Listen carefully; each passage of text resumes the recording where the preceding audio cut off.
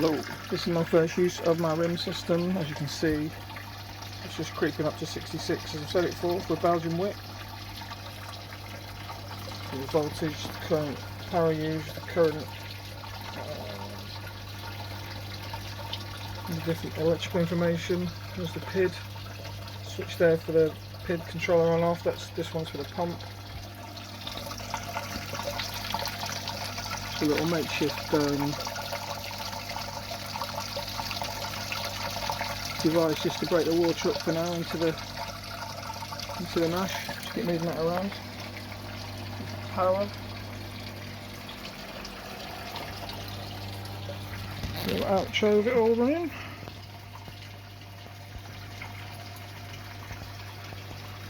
You see the controller there, running the pump there, which is running for the mash tone into the pump, out and around through the PID system, with the RIMS system, sorry, and back out into the mash. And there's my controller, just flicking it up to 66. Well, it should click off, there you go, and it'll drop again and come back on, so it's now ticking away at 66. My Belgian Wit, happy days.